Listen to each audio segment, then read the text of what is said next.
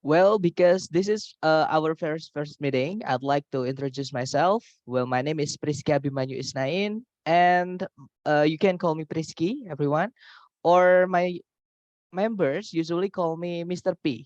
Jadi biasanya member-member saya di kampung Inggris manggil saya Mr. P ya. But I don't recommend you to browse my photos using that name on Google. Tapi nggak disarankan buat nyari foto saya di Google menggunakan nama Mr. P ya, teman-teman. Karena nanti yang keluar bukan foto saya, right? Yang keluar foto yang lain, like that. And I've been teaching English for around 10 years. Jadi saya sudah ngajar bahasa Inggris kira-kira 10 tahunan ya. But I started teaching TOEFL maybe 1 or 2 years ago. Jadi saya baru ngajar TOEFL itu kira-kira 1 tahun atau 2 tahun yang lalu, seperti itu. Jadi saya juga masih belajar juga. Kita di sini belajar bareng ya, teman-teman.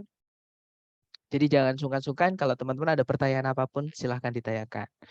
And I'm from Kampung Inggris Pare. It's a small town. I mean it's a small site in Kediri ya teman-teman. East Java. Yeah, I think that's all about me. And other than me, I'd like to introduce what we are going to have for the following month. Jadi saya juga mau kenalan dengan, saya juga mau memperkenalkan apa yang kita akan pelajari untuk 1 bulan ke depan ya teman-teman, yaitu TOEFL. Nah tapi sebelum kita lanjut ke TOEFL atau kenalan dengan TOEFL, mungkin ada yang mau ditanyakan dulu nih dari teman-teman, silakan. Ada Kak, ini bakal Silakan. di-record nggak Kak? Iya, ini sudah terrecord, Miss. Oh iya, makasih. Iya, jadi nanti untuk rekaman setiap meeting saya akan kirimkan linknya ya di grup setelah kelas Iya, selesai seperti itu. ya. Jadi Permisi Mas, iya kalau misalkan ini kan lagi agak drop dadakan ya, kalau ikut yang jam betul 7 itu apa pembahasannya juga sama? sama Miss. Jadi Oh iya, untuk pembahasan yang jam 3 sore dan yang 7 malam itu materinya sama teman-teman. Dan teman-teman boleh memilih, boleh datang oke. jam 3 sore, boleh juga jam 7 malam atau teman-teman bisa datang di dua-duanya. Tapi jangan khawatir Oh iya, misal teman-teman nanti nggak bisa datang di dua-duanya jam 3 atau jam 7, kita masih bisa lewat lewat rekaman. Tapi teman-teman tolong ngabari saya ya kalau misalkan teman-teman nggak bisa hadir di hari itu seperti itu. Maksudnya biar saya nggak nyariin kayak gitu ya, teman-teman. That's good iya question Kak, mungkin mau ya. mau izin live dulu, saya ikut yang sesi kedua saja karena ini masih Boleh. rada pusing. Alright, it's okay, Miss. I'll see you Oke, again later ya. Alright. oke, makasih. Oke, you're welcome. Gimana? Mungkin ada pertanyaan lagi dari teman-teman? Silahkan.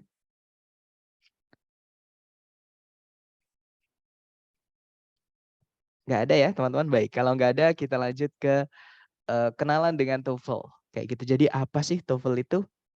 What is TOEFL? Like that.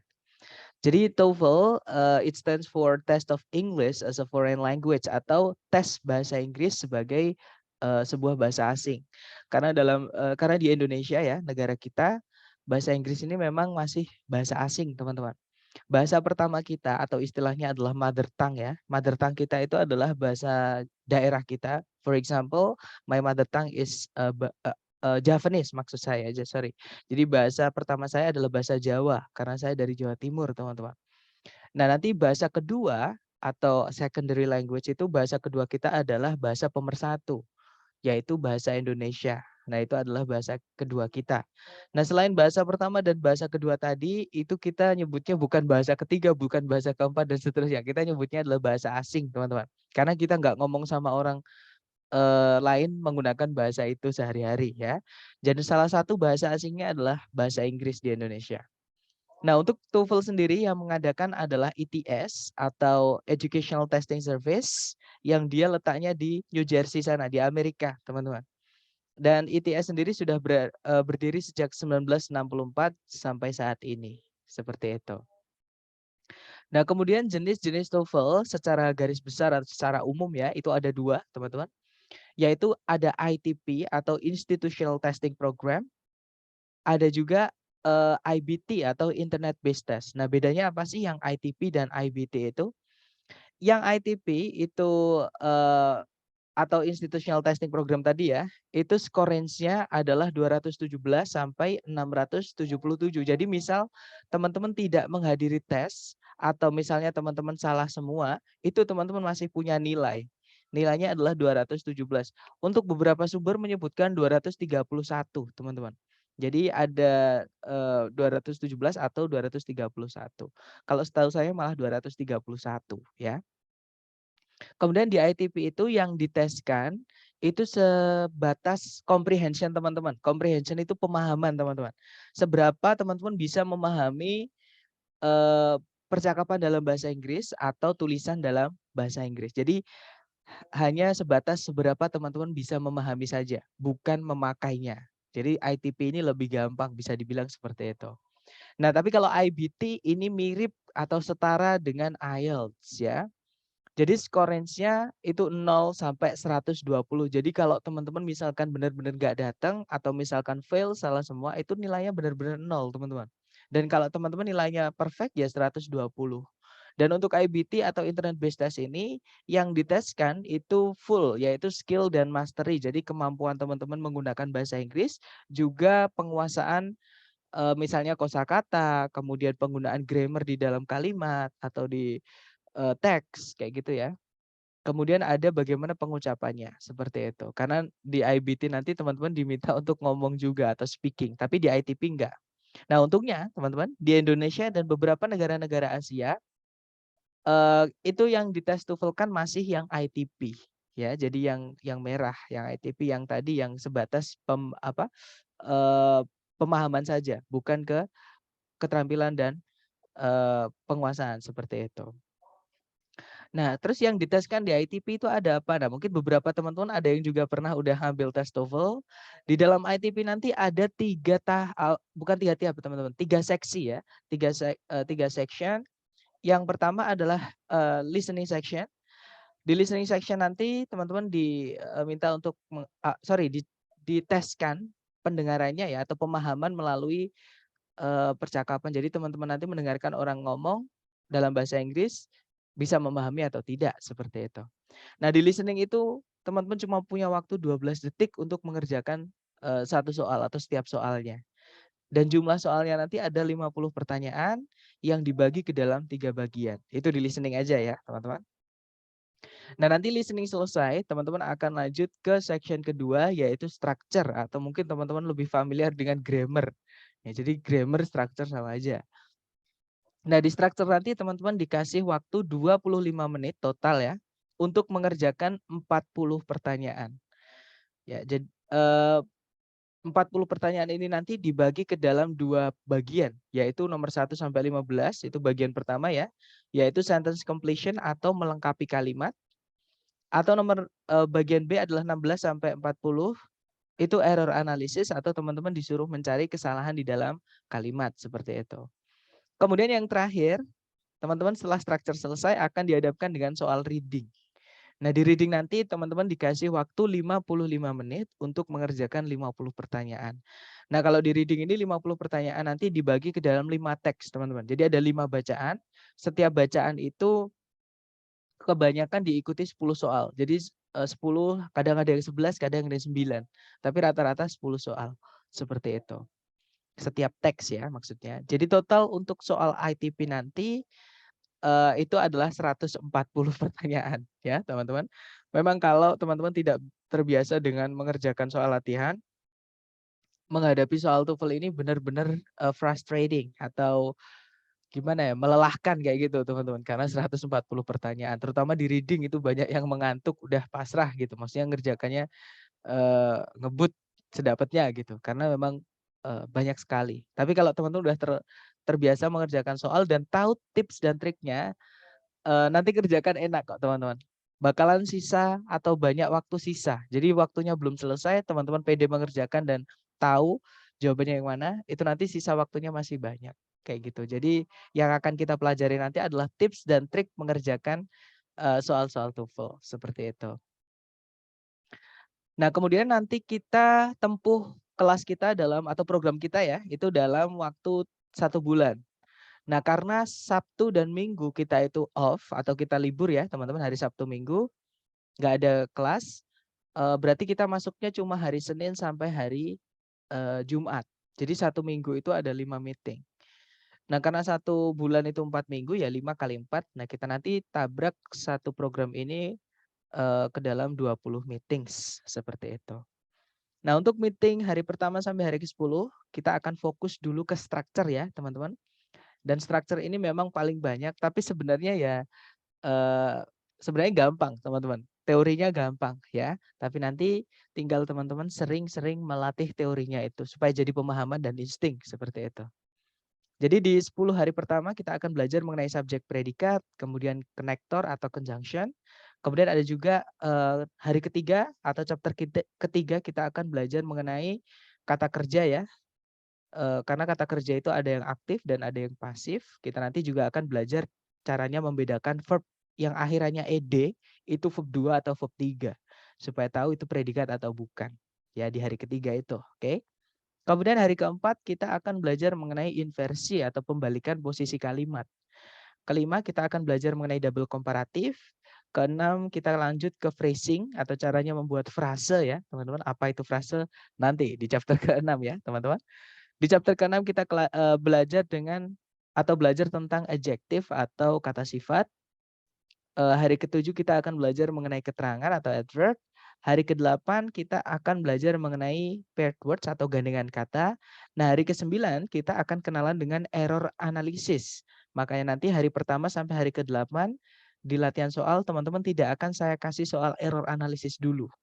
Ya, kenapa?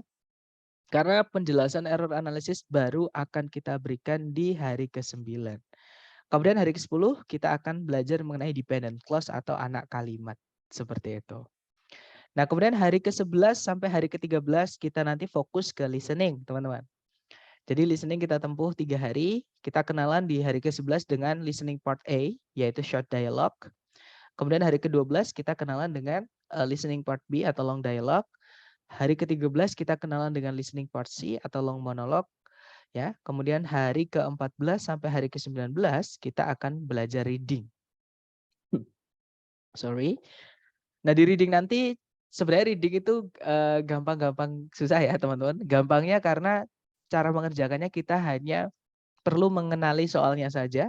Nah, susahnya karena di reading ini vocabnya tinggi-tinggi, seperti itu. Nah, di reading nanti ada main idea, ada soal yang menanyakan detail. Detail itu ada yang tertulis dan ada juga yang tidak tertulis. Kemudian ada juga pronoun reference atau rujukan kata ganti. Kemudian hari ke-17 ada inference dan transisi. Hari ke-18 ada vocabulary. Hari ke-19 ada soal review. Seperti itu. Nah, tapi saya menemukan cara yang lebih gampang lagi ya, teman-teman. Dari reading ini dari 6 meeting atau 6 cara, kita nanti akan pendekkan menjadi 3 cara. Jadi nanti di reading kita bisa selesai lebih cepat. Seperti itu. Harusnya 6 meeting bisa kita ringkas menjadi 3 meeting. Seperti itu.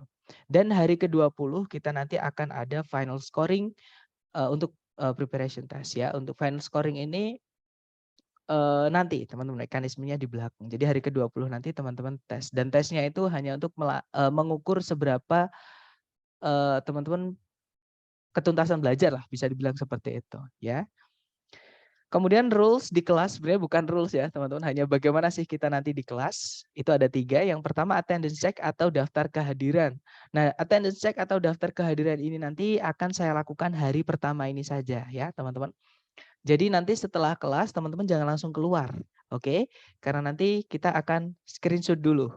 Dan setelah kelas nanti teman-teman nanti akan saya kirimkan link untuk diisi ya. Hanya hari pertama saja, hari kedua dan seterusnya nanti untuk pengecekan kehadiran saya cek sendiri melalui daftar hadir Zoom seperti itu. Tapi hari pertama karena saya juga belum pernah ketemu teman-teman, maksudnya sebagian besar mungkin ya.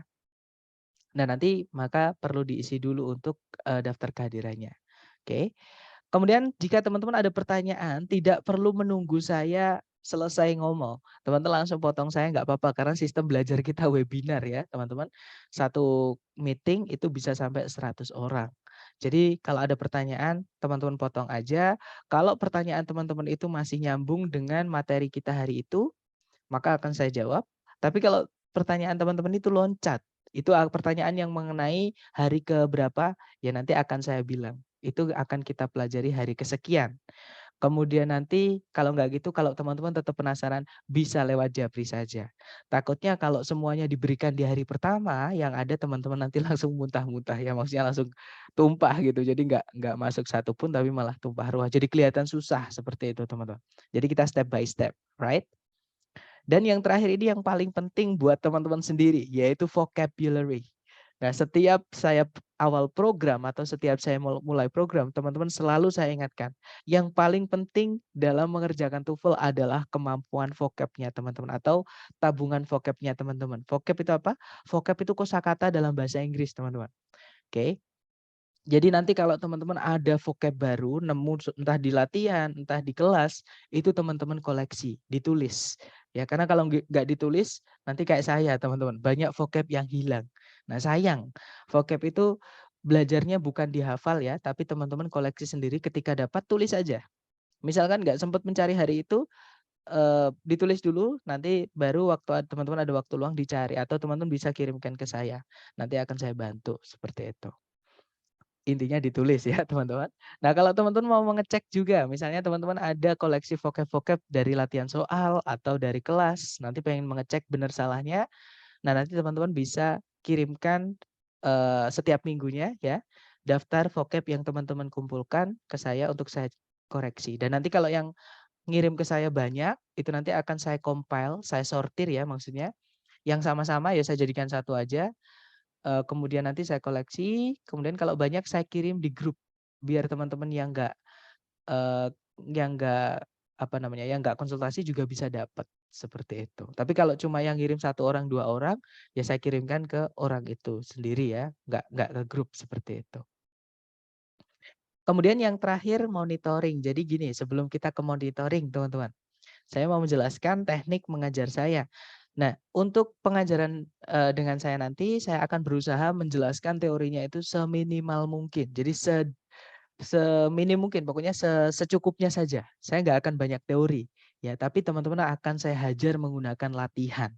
Latihan latihan latihan. Jadi teori yang kecil tadi, yang dari kita sudah pelajari tadi, nanti kita praktekkan langsung ke latihan, seperti itu.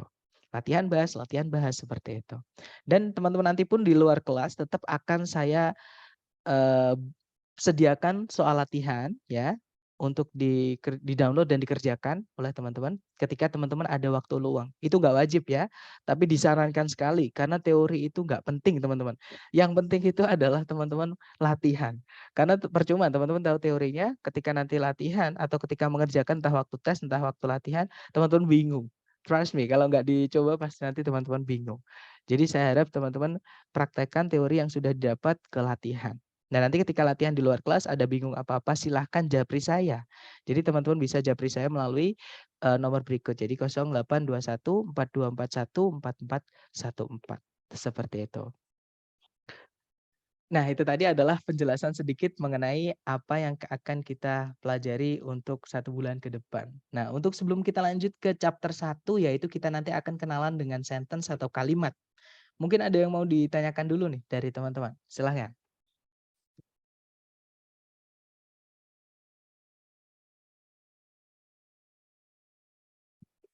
Nggak ada ya, clear ya teman-teman? Oh, ya, Mas. Oh iya, silahkan Mister. Mas Priski, ini kamu nanya nih. Betul, Betul. karena saya baru daftar hari ini, kemudian tiba-tiba sudah disuruh masuk kelas. Dan Iya, sekarang nggak apa-apa. ya, jadi nanti kalau saya nggak bisa full ikutin kelasnya, nanti ada video ini nggak ya dikirimin?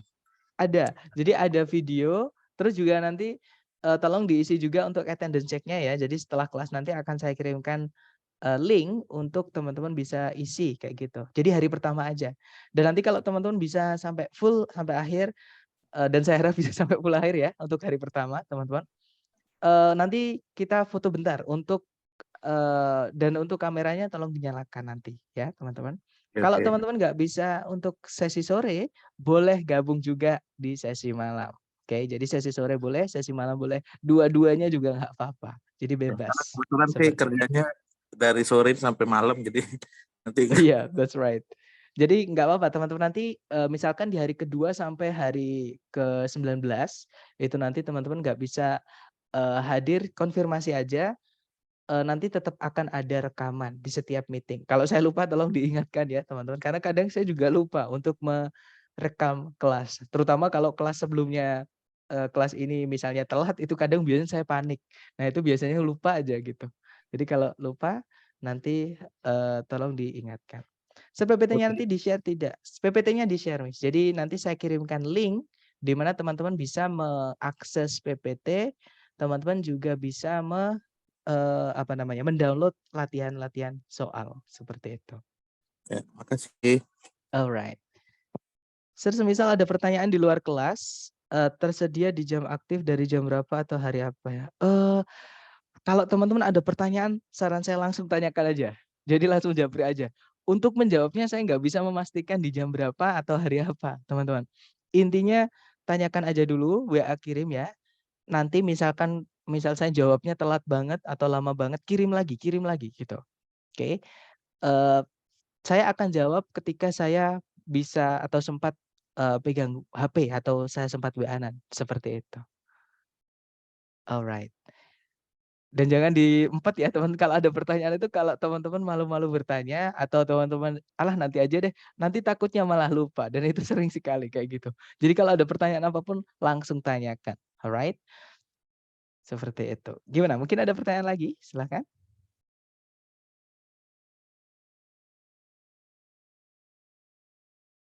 Nggak ada ya? Alright, kalau nggak ada kita lanjut ke materi hari ini. Jadi hari pertama ini adalah, materi struktur yang paling penting walaupun paling gampang, teman-teman. Jadi menurut teman-teman yang sebelum-sebelumnya, itu chapter 1 ini paling gampang, tapi ini juga paling penting karena akan teman-teman pakai, selama kita belajar atau selama kita mengerjakan soal struktur, ya. Jadi ini chapter 1 ini jangan sampai tidak paham, oke? Kalau ada yang nggak pahamnya, teman-teman nanti tolong ditanyakan, oke? Jadi di hari pertama nanti kita akan kenalan dengan sentence atau kalimat. Nah, kenapa sih kok kita perlu kenalan sama kalimat? Apa tujuannya? Kayak gitu ya. Jadi kita perlu kenalan dengan kalimat atau sentence karena nanti di structure ya, teman-teman. Terutama bagian pertama itu nanti jenis soalnya adalah sentence completion atau melengkapi bagian kalimat yang hilang. Nah, supaya tahu apa yang hilang, supaya kalimatnya itu utuh atau lengkap, maka kita harus tahu kalimat itu utuh atau lengkapnya itu harus ada apanya. Seperti itu. Nah, sentence atau kalimat entah dalam bahasa Inggris atau bahasa Indonesia itu sama, teman-teman. Jadi wajib punya yang namanya subjek sama predikat. Urutannya juga sama. Bahasa Indonesia sama bahasa Inggris itu subjek dulu baru predikat. Oke. Nah, sekarang pengertiannya. Subjek itu apa? Subjek itu banyak yang mengira dia adalah pelaku atau yang melakukan predikatnya. Sedangkan subjek itu artinya bukan itu, teman-teman. Karena kalau di kalimat pasif, subjeknya yang tidak melakukan predikat, malah dia yang kena kayak gitu. Jadi korban dia. Jadi pengertiannya subjek itu sebenarnya adalah apa atau siapa yang pengen kita jadikan bahan pembicaraan, yang pengen kita jadikan topik. Kalau kita ngomong ke orang, itu pasti ada yang pengen diomongin apanya. Entah orang, entah benda. Nah, itu yang dinamakan subjek. Contoh, saya punya kalimat, mobil itu bagus. Nah, kalimat itu yang pengen saya angkat menjadi bahan pembicaraan adalah mobil itu. Nah, itulah subjeknya. Contoh lagi, Pak Jokowi kemarin main ke rumahku. Nah, dari cerita yang saya kasihkan ke teman-teman tadi atau kalimat yang saya berikan ke teman-teman tadi, saya pengen ngomongin tentang Pak Jokowi. Nah, berarti Pak Jokowi di kalimat tadi dia adalah subjeknya. Seperti itu. Jadi subjek itu pengertiannya bukan pelakunya, tapi yang pengen kita angkat sebagai bahan pembicaraan. Seperti itu. Kemudian predikat itu adalah ada apa dengan si subjek. Karena nggak mungkin kita memberikan informasi hanya subjek saja. Misal, saya tiba-tiba buka kelas sama teman-teman, Assalamualaikum, good afternoon guys, my house. Terus saya diam. Pasti teman-teman bertanya, what's happening with your house, sir? Nah, ada apa dengan rumahmu? Nah, ada apa dengan si subjek? Itu namanya adalah predikat, teman-teman. Ya, jadi kalimat itu wajib punya subjek dan predikat. Kak, ini sudah belum ya? Sudah, sudah Miss. Gimana? PPT-nya sudah jalan belum, teman-teman? Sudah. Sudah ya? Layarnya sentence, kemudian subjek predikat ya, teman-teman? Oke. Jadi kita sudah mulai. Oke, I'm sorry if I go too fast. Jadi saya akan coba pelan-pelan ya. Jadi itu tadi intinya adalah kalimat dalam bahasa Inggris ataupun bahasa Indonesia itu wajib punya subjek dan predikat. Nah, sekarang bagaimana cara kita mengenali itu subjek atau bukan di dalam soal, ya? Nah, subjek itu dibuatnya adalah dari sebentar. Kak, di browser ada garansi nilai tes 530. Garansinya dalam bentuk apa ya? Jadi gini, teman-teman. Bisa dibilang saya ini freelance ya. Untuk penjelasan yang ada di brosur saya nggak tahu apa-apa. Jadi teman-teman nanti boleh langsung tanya ke admin lembaga. Admin lembaga itu yang memasukkan teman-teman ke grup, yang memasukkan saya juga ke grup. Oke, jadi untuk garansi ataupun apapun yang ada di brosur, eh, jadi I'm out of it. Saya nggak ada hubungan apa-apa dengan itu. I have nothing to do with that, ya. Jadi nanti langsung ditanyakan ke admin. Tapi biasanya teman-teman ya, mungkin saya berpatokan dari biasanya karena saya sendiri juga asli kampung Inggris dan sudah ngajar beberapa kursusan di sini ya. Garansi untuk program itu nanti teman-teman boleh mengulang secara gratis. Jadi tidak perlu bayar lagi, itu bisa mengulang kelas lagi. Biasanya seperti itu. Tapi ada juga beberapa yang garansinya itu uang dikembalikan. Contohnya punya saya sendiri, kalau punya saya sendiri ada namanya program penuntasan ya teman-teman, tapi nggak semuanya ya. Program penuntasan itu privat, seperti itu. Nah, privat itu nanti kalau misalnya teman-teman nilainya nggak sampai 500 ya, bukan 530, itu nanti uangnya akan dikembalikan full, kayak gitu. Ya, jadi tiap tempat beda-beda teman-teman. Tapi untuk yang di brosur saya nggak tahu seperti itu. Nanti tolong langsung tanya ke admin lembaga ya.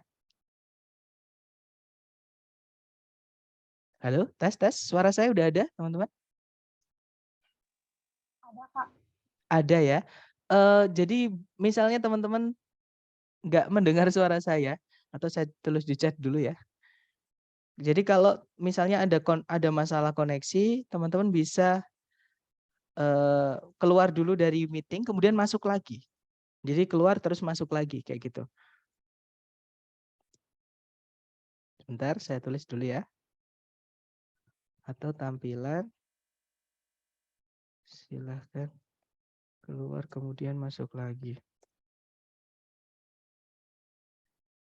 Nah, nanti kalau tetap ada masalah seperti itu, teman-teman ganti koneksi karena biasanya koneksinya teman-teman. Jadi kalau misalkan yang lain aman-aman saja, yang bermasalah cuma di salah satu, misalnya di salah satu dari teman-teman, berarti ya koneksinya teman-teman. Tapi kalau misalkan masalahnya di semuanya, berarti di koneksi saya ya. Itu gak enaknya kelas online seperti itu teman-teman. Kita kendalanya adalah di koneksi. Tapi enaknya bisa di mana aja ya. Nanti kalau tetap tolong ganti koneksi. Bentar teman-teman. Sorry. Oke, let's get back to our material. Jadi kita tadi belajar mengenai sentence atau kalimat ya, yang mana dia wajib punya subjek dan predikat. Gimana sih cara mengenali subjek di dalam kalimat? Cara mengenalinya, subjek itu dibuatnya dari kata benda, teman-teman. Atau kalau dalam bahasa Inggris nyebutnya adalah noun. Ya, jadi kalau ada kata benda, tempatnya di depan sendiri. Contohnya benda itu ada banyak sekali. Di sekitar teman-teman itu yang bisa dilihat, diraba, diterawang, diputar, dijilat, dicelupin. Itu semua kata benda, teman-teman. Contohnya laptop, handphone, lamp atau lampu, ada desk atau meja, ada juga chair, kursi, ada juga misalnya wall, tembok, house, room, itu semuanya benda. Bahkan kita itu juga benda, teman-teman. Semua yang bisa dilihat, diraba, diterawang, diputar, dijilat, dicelupin itu adalah kata benda ya. Dan kalau teman-teman menemukan itu di paling depan, nah itu tempatnya si subjek. Nah, contohnya di situ ada bird kecil ya, teman-teman. Bird itu burung. Ada juga water, air, ada juga buildings, bangunan, river, sungai, forest, hutan, atmosphere, atmosfer, classroom, kelas dan seterusnya. Ya, ada banyak sekali kata benda. Nah, selain kata benda, yang bisa jadi subjek itu juga ada yang namanya kata ganti atau pronoun.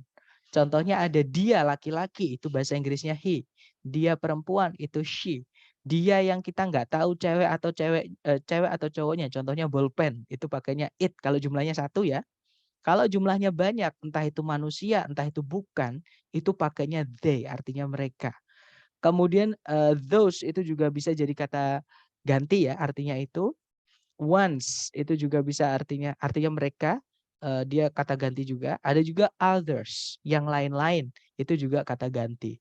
Ya, jadi kata subjek itu cara mengenalinya kalau teman-teman menemukan kata benda atau kata ganti yang tempatnya di depan sendiri, nah itu adalah si subjek, seperti itu. Nah, kemudian predikat. Predikat bagaimana kita mengenalinya? Nah, ini bedanya bahasa Inggris sama bahasa Indonesia di sini, teman-teman. Kalau bahasa Indonesia itu predikat tidak ada ketentuan dari apa boleh semuanya. Contoh kita bisa bilang saya baik-baik saja dalam bahasa Indonesia. Itu udah kalimat.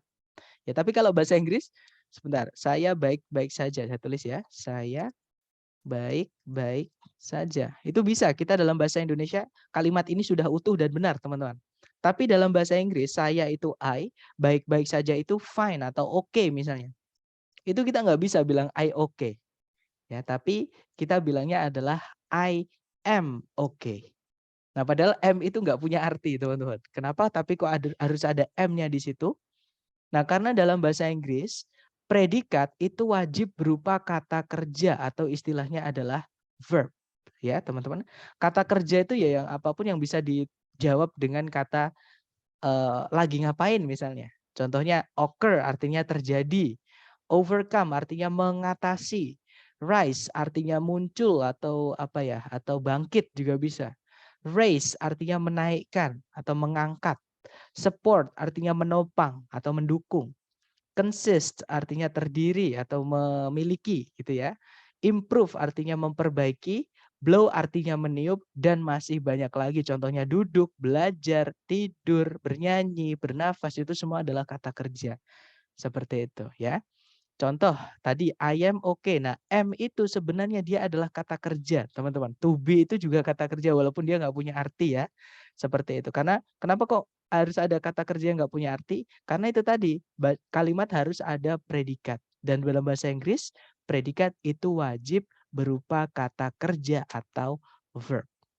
Ya. Tapi kalau sudah ada kata kerja di dalam kalimat, jangan ditambahkan to be. Contoh ya, teman-teman. Contohnya seperti ini. Saya suka kamu. Contoh ini yang paling umum aja dan paling gampang.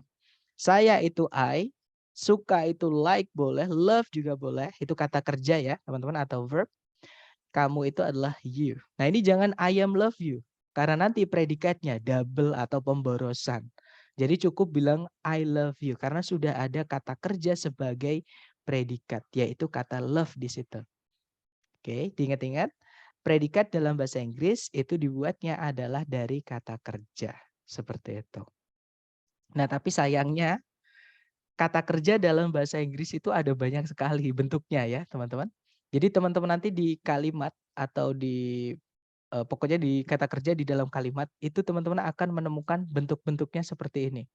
Jadi ada verb 1, verb 2, verb 3, verb SIS, verb ing, to verb 1 dan auxiliary yang ketemu gandengan verbnya. Nah, tidak dari semua verb ini bisa jadi predikat, teman-teman. Makanya saya menghindari penyebutan subject verb. Mungkin teman-teman dulu yang pernah ngambil kelas TOEFL belajarnya sebutannya subject verb. Nah, sedangkan saya menyebutkannya subject predikat. Kenapa? Karena tidak semua verb itu bisa jadi predikat. Oke. Ada verb yang nggak bisa jadi predikat, ada, teman-teman. Ya, yaitu verb 3 yang dia berdiri sendiri tanpa auxiliary sebelumnya.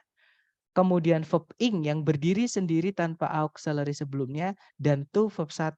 Itu dia nggak bisa jadi predikat. Atau teman-teman fokus aja yang bisa jadi predikat ya. Yaitu verb 1 atau verb asli, contohnya makan itu eat. Ya, tulisannya eat gitu. Kemudian verb 2 itu lampau yaitu ate, tulisannya ate kalau makan ya. Kemudian verb SIS itu juga bisa jadi predikat, contohnya eat tambah S, eats. Kemudian auxiliary yang ketemu sama verb, contohnya adalah tidak makan, itu does not eat. Nah, does itu auxiliary, teman-teman. Dia nggak punya arti juga ya. Does not eat. Nah, itu auxiliary verb. Kalau teman-teman menemukan 4 bentuk kata kerja ini, berarti dia predikat. Seperti itu. Nah, sebelum ke contoh soal, secara teori kita sudah selesai, teman-teman. Jadi kalimat itu harus ada 2 itu ya, subjek dan predikat. Seperti itu. Dan predikat tadi ya verb 1, verb 2, verb SIS atau auxiliary verb. Nah, sebelum kita ke contoh soal, mungkin ada yang mau ditanyakan dulu dari teman-teman, silakan.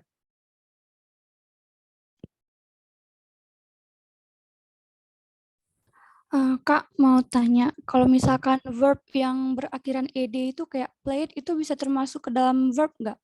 Bisa, itu verb. Jadi teman-teman kalau menemukan ada ed, kemungkinan besar ya teman-teman. Jadi ed itu ditambahkan ke kata kerja supaya kata kerja itu berubah menjadi verb 2 atau verb 3. Seperti itu. Karena verb 2 dan verb 3 itu kebanyakan kata kerja itu wujudnya sama, teman-teman. Yaitu verb yang ditambahkan ed. Nah, untuk membedakan verb 2 dan verb 3 nanti ya, teman-teman, hari ketiga. Tapi intinya verb kalau ada ed di belakangnya itu tetap verb, teman-teman. Tidak berubah menjadi kata kelas kata lain seperti itu. Kak, maaf tanya di luar topik, untuk setiap pertemuannya itu berapa menit ya Kak durasinya? Nah, untuk durasinya itu pokoknya 60 menit ya. Pokok itu materi, teman-teman. Kemudian ada sesi tanya jawab itu 10 menit. Seperti tapi bisa molor, bisa lebih cepat, tergantung teman-teman. Seperti itu. Maksudnya tergantung teman-teman ya. Kalau teman-teman bisa cepat memahami atau misalkan tidak ada pertanyaan, itu selesainya lebih cepat. Tapi misalnya kalau teman-teman materi hari itu susah dan teman-teman banyak pertanyaan, nanti agak molor. Tapi nggak apa-apa. Pokoknya setiap ada pertanyaan tentang materi yang masih tentang materi itu, ya akan saya jawab hari itu juga. Tapi kalau misalkan melenceng, nanti saya akan bilang ke teman-teman, itu nanti kita akan bahas di chapter kesekian, seperti itu. Share tes TOEFL-nya nanti di akhir ya? Ya, betul. Dan tes TOEFL-nya itu hanya untuk mengukur kemampuan teman-teman ya, seberapa teman-teman tuntas belajarnya, seperti itu. Karena setahu saya dari member-member sebelum-sebelumnya itu sertifikatnya nggak bisa teman-teman dipakai untuk daftar CPNS misalnya, itu setahu saya nggak bisa kayak gitu. Tapi atau saya nggak tahu sih, cuman dari member-member sebelumnya seperti itu. Kemudian untuk verb 3 itu kenapa tidak bisa ke predikat kan? Maaf saya tanya lagi. Nggak apa-apa. Gini Miss, contoh nih, kalimat ini udah selesai aja belum? Jadi verb 3 itu artinya yang di nanti. Contoh, saya bilang, saya punya kalimat seperti ini. Ini kalimatnya sudah selesai belum? Makanan yang dicuri oleh kucing itu. Nah, makanan yang dicuri oleh kucing itu, kalimat ini sudah selesai belum, teman-teman? Informasinya sudah lengkap belum? Belum ya? Nah, itu adalah alasan kenapa verb 3 itu tidak bisa jadi predikat. Karena dia nggak lengkap, teman-teman. Nanti makanan yang dicuri oleh kucing itu, nah ada apa dengan makanan yang dicuri oleh kucing itu? Nah, itu alasannya. Jadi verb 3 itu yang berdiri sendiri tanpa auxiliary artinya adalah yang di. Seperti itu. Gimana, Miss? Apakah dapat maksud saya?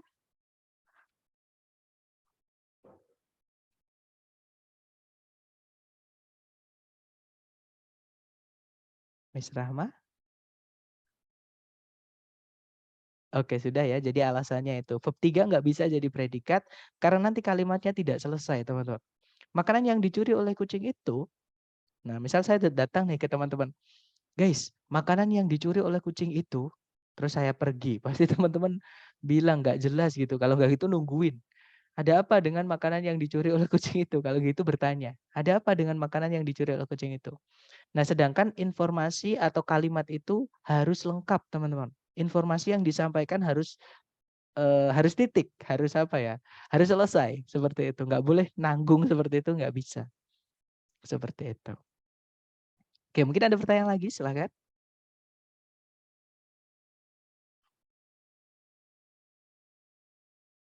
Nggak ada ya? Kalau nggak ada, sekarang kita ke contoh soal penggunaan teori ini tadi ke soal TOEFL, teman-teman, ke structure TOEFL.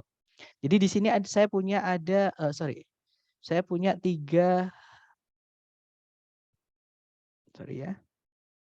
punya tiga contoh soal. Soal pertama kurang lebih seperti ini ya nanti, tapi nggak ada gambarnya nanti ya teman-teman, ini hanya hiasan aja. Nah nanti contohnya adalah seperti ini. Kalau saya, teman-teman boleh mencari subjek dulu atau predikat dulu. Tapi kalau saya, yang paling gampang dicari itu predikat dulu, teman-teman. Jadi cari kata kerja sebagai predikat di soal. Nah, pertanyaan saya ke teman-teman nih. Di soal teman-teman menemukan ada kata kerja sebagai predikat nggak? Kalau ada yang mana, teman-teman? Yang to impel. Ayo, tadi ada are known ya. Jadi ada are known. Nah, kenapa to impel nggak bisa jadi predikat? Oh, oh Nggak ya. apa-apa. Teman-teman jangan takut salah dulu. Kita harus wajib mencoba. Salah nggak apa-apa. Saya malah senang teman-teman. Kenapa kok auxiliary verb yang jadi predikat? Kenapa to impel tidak bisa jadi predikat? Atau kita kembali ke ini tadi ya. Kita kembali ke sorry teman-teman. Ini saya hapus dulu. Nah, kita kembali ke jenis-jenis predikat tadi. Jadi kata kerja itu bisa jadi predikat, tapi tidak semua jenis kata kerja bisa jadi predikat. Ada verb 1, verb 2, verb 3, verb SIS, verb ing, dan to verb 1 terus auxiliary verb. Nah, yang bisa jadi predikat itu hanya verb 1, verb 2, verb SIS, auxiliary verb. To verb 1 tidak bisa jadi predikat. Nah, kalau kita kembali ke yang tadi, ada kata to impel. Ya, to impel itu to verb 1, teman-teman. To verb 1 tidak bisa jadi predikat. Nah, ini teman-teman ingat-ingat ya. Nanti akan sering sekali teman-teman di soal itu akan menemukan ada to verb 1. Diingat-ingat, to verb 1 itu bukan predikat. Oke. Nah, ini predikatnya adalah are known. Kalau teman-teman menemukan to be dan teman-temannya, yaitu is, am, are, kalau nggak gitu was, were, kalau nggak gitu be, been, being. Kemudian diikuti verb setelahnya, dia adalah predikat. Right? Bahkan to be yang berdiri sendiri pun itu juga predikat, teman-teman. Jadi misalnya ada is, am, are, was, were, itu dia semuanya adalah predikat. Kalau teman-teman menemukan itu ya. Kemudian pray, hati-hati teman-teman. Pray di situ artinya adalah mangsa. Mangsa itu kata benda. Kata benda itu tidak bisa jadi predikat. Ya, atau caranya mengenali gini, impel atau there itu adalah kata sifat yang mana setelahnya harus ada kata bendanya. Nah, berarti pray ini bukan kata kerja, tapi dia adalah kata benda. Kata benda tidak bisa jadi predikat. Seperti itu. Kalau teman-teman bingung ini kata benda atau bukan ya, pray artinya apa ya? Coba teman-teman gunakan kata there ini di kalimat yang teman-teman buat sendiri. Misalnya, I love their dress. Saya suka pakaian mereka. I love their dress. Nah, setelahnya there ada kata dress. Dress itu adalah kata benda. Nah, berarti pray di sini juga kata benda. Walaupun kita nggak tahu artinya, misalnya seperti itu. Jadi kita bisa mencoba-coba ya, teman-teman. Nah, berarti itu bukan predikat. Ya, yeah, that's right. Nggak apa-apa, it's okay. Yang penting teman-teman coba dulu, jangan takut salah ya. Semakin teman-teman mencoba, atau semakin teman-teman sering salah nanti saya ingatkan atau saya arahkan nanti teman-teman nanti akan nempel. Jadi kita itu akan lebih ingat ketika kita dibenarkan ketika kita salah daripada kita mencari sendiri teman-teman atau cuma mendengarkan. Ya, itu yang saya rasakan ketika saya belajar bahasa Inggris di kampus Inggris dulu. Jadi ketika saya salah kemudian diingatkan itu jelek gitu loh, kayak kayak teringat sampai sekarang kayak gitu. Contohnya saya dulu yang masih saya ingat adalah saya bilang iri, bahasa Inggrisnya itu iri, envy, teman-teman. Envy tulisannya ini. ENVY. Ini artinya iri. Nah, iri itu kalau kita logika itu adalah kata sifat, ya kan? Tapi ternyata envy ini adalah kata kerja, teman-teman. Dan saya dulu pernah bilang I am envy with you. Karena saya mau bilang saya iri dengan kamu. Nah, ternyata kalimat ini salah, teman-teman. I am envy with you itu predikatnya double. Ada am sama envy. Nah, yang benar gimana untuk bilang saya iri sama kamu? Itu bahasa Inggrisnya adalah I envy you. Ternyata seperti ini. Nah, saya masih ingat sampai sekarang. Ternyata envy itu adalah kata kerja. Nah, ingetnya itu gara-gara diingetin teman saya. Ketika saya salah, diingetin dan itu jelek kayak gitu. Jadi inget sampai sekarang kayak gitu. Jadi teman-teman jangan takut salah ya, dicoba dulu. Saya senang malah teman-teman nyoba kayak gitu. Thanks, Trika. Ya, yeah, that's right. Ulangi yang verb tadi apa aja. Oke, jadi kita ke verb apa yang predikat tadi ya. Sebentar ini saya hapus dulu. Sebentar.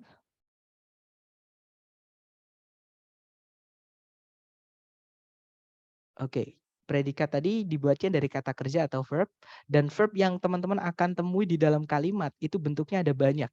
Ada verb 1, verb 2, verb 3, verb SES, verb ing, to verb 1 atau auxiliary verb. Ya. Nah, tapi tidak semua verb ini bisa jadi predikat, teman-teman.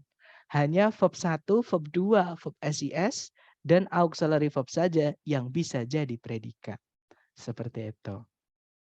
Oke, kalau yang verb 3, verb ing dan to verb 1 tidak bisa jadi predikat. Seperti itu, Miss. Begitu bukan maksudnya, Miss? Begitu ya? Kadang saya tidak paham dengan oke, betul berarti. Tidak paham dengan arahan pertanyaannya, biasanya sering ya. Kadang teman-teman tanya apa, saya jawabnya apa gitu, malah nggak jawab. Nanti kalau teman-teman misalnya jawaban saya melenceng, teman-teman ingatkan, bukan gitu Sur maksud pertanyaan saya, kayak gitu. Oke, kita lanjut ke kita lanjut ke contoh soal kedua. Contoh soal pertama tadi belum ketemu jawabannya. Tadi sudah ada predikat ya, teman-teman, yaitu are noun. Nah, karena titik-titiknya itu di sebelumnya predikat dan nggak ada subjeknya, ya sudah kita butuhnya subjek. Karena kita di kalimat itu yang wajib ada adalah subjek dan predikat. Tadi subjek dibuatnya dari kata benda ya, kalau nggak gitu dari kata ganti. Cari A, B, C, D yang dia hanya kata benda saja, teman-teman. Ada yang tahu yang mana yang A, B, C, D yang kata benda saja? Yang Ya, A. Ya, that's right. Yang A ya, yang alpha. Good job, teman-teman. Di situ ada kata benda shrikes. Itu sejenis burung ini. Saya nggak tahu kalau kita nyebutnya burung apa itu. Nah, kalau yang bravo salahnya adalah ada kata hubung that atau conjunction. Kita nggak bisa memasukkan kata hubung kalau di dalam kalimat subjek dan predikat itu cuma ada satu. Nggak boleh, teman-teman. Nah, kita akan belajar conjunction besok, hari kedua ya. Intinya kita nggak butuh conjunction kalau subjek predikat itu cuma ada satu di dalam kalimat. Loh, Sir, kenapa, Sir? Karena nanti nggak lengkap informasinya. Misal ya, yang bravo ini kita masukkan ke titik-titik dan kita artikan. Misalnya, bahwa burung shrike itu diketahui akan menancapkan mangsa mereka di duri. Nah, ada apa? Kayak gitu, nggak selesai, right? Contoh lagi, conjunction misalkan yang lebih jelas kata karena. Karena itu because, teman-teman. Karena burung shrike itu diketahui akan menancapkan mangsa mereka di duri pohon. Nah, ada apa? Kan nggak lengkap juga kan? Nah, itu adalah alasan kenapa conjunction itu tidak bisa dimasukkan ke kalimat ketika subjek predikatnya itu cuma satu. Seperti itu. Berarti bravo nggak bisa ya karena ada conjunction. Kalau yang Charlie ada predikat lagi yaitu is. Nanti double predikat atau pemborosan. Nggak bisa, teman-teman. Kalau yang delta sama kayak yang bravo ada conjunction which. Kita nggak bisa masukkan conjunction kalau subjek dan predikat itu cuma satu di kalimat. Ya sudah, berarti jawabannya yang alpha. Nah, nanti kalau dibaca, shrikes are known to impale their prey on thorns. Jadi jenis burung shrike ini diketahui akan menancapkan mangsa mereka di duri-duri pohon. Kayak gitu. Oke, kita lanjut ke contoh soal kedua, teman-teman. Sorry, ini saya hilangkan dulu. Nah, ini contoh soal kedua. Sorry, teman-teman. Nah, caranya sama. Kita cari predikat dulu. Pertanyaan saya ke teman-teman, di soal ada predikat nggak, teman-teman? Kalau ada, yang mana? Belum ada. Belum ada ya? That's right. Berarti di titik-titik di situ kita harus carikan predikat, teman-teman. Nah, pertanyaan saya, sebelum titik-titik sudah ada subjek belum? Ada kata benda belum? Sudah. Ya, betul. Sudah. Yang mana? Magnetotactic bacteria. That's right. Magnetotactic bacteria itu adalah kata benda ya, teman-teman. Walaupun dia nggak bisa dilihat karena sangat kecil. Tapi dia adalah benda. Oke. Nah, berarti kita hanya butuh predikat saja. Cari A, B, C, D yang dia diawali dengan predikat atau predikat saja, teman-teman. Kira-kira jawabannya yang mana? C. Yang C. Ya, that's right. Jawabannya adalah yang Charlie. Di situ ada auxiliary verb, diikuti kata kerjanya describe. Jadi auxiliary verb. Di tengah-tengahnya auxiliary verb itu kalau kita mau masukkan keterangan, itu nggak apa-apa, teman-teman. Nggak ada masalah. Ya, jadi it's okay. Kalau di tengah-tengahnya auxiliary verb mau kita masukkan keterangan, contohnya seperti ini. Oke, jadi intinya auxiliary verb itu adalah predikat. Ya sudah, jawabannya Charlie. Kalau yang alpha salahnya di situ ada subjek lagi yaitu they. Nanti double subjeknya. ya nggak bisa. Kalau yang Bravo ada conjunction that, sama yang tadi ya. Kita nggak butuh conjunction kalau subjek dan predikat di kalimat itu cuma ada satu, nggak bisa. Harus ada 2 predikat nanti ya teman-teman. Bravo nggak bisa. Kalau yang delta ada subjek lagi, nanti kalimatnya nggak punya predikat, nggak bisa jadi kalimat. Kalimat itu wajib punya subjek dan predikat. Delta nggak bisa. Ya sudah, jawabannya yang Charlie. Nanti kalau dibaca, magnetotactic bacteria were first described in 1963 by Salvatore Bellini. Jadi bakteri magnetotaktik pertama kali dideskripsikan atau dipelajari gitu ya, atau ditemukan gitu di tahun 1963 oleh Salvatore Bellini. Seperti itu. Sir, auxiliary kalimat itu apa aja ya? Oke, auxiliary itu apa aja? That's right. Ini pertanyaan yang bagus. Nah, ini teman-teman nanti setelah kelas tolong rekamannya dilihat lagi ya. Nanti tolong ini ditulis. Karena ini penting sekali auxiliary ini. Auxiliary itu artinya kata kerja bantu, teman-teman. Jadi sebenarnya dia juga kata kerja, tapi hanya bisa membantu kata kerja lain, alias dia nggak bisa berdiri sendiri. Oke. Nah, auxiliary sendiri itu ada 4 keluarga. Yang pertama keluarganya do, yaitu do, does, sama did. Gandengannya adalah verb 1 ya, atau verb asli, teman-teman.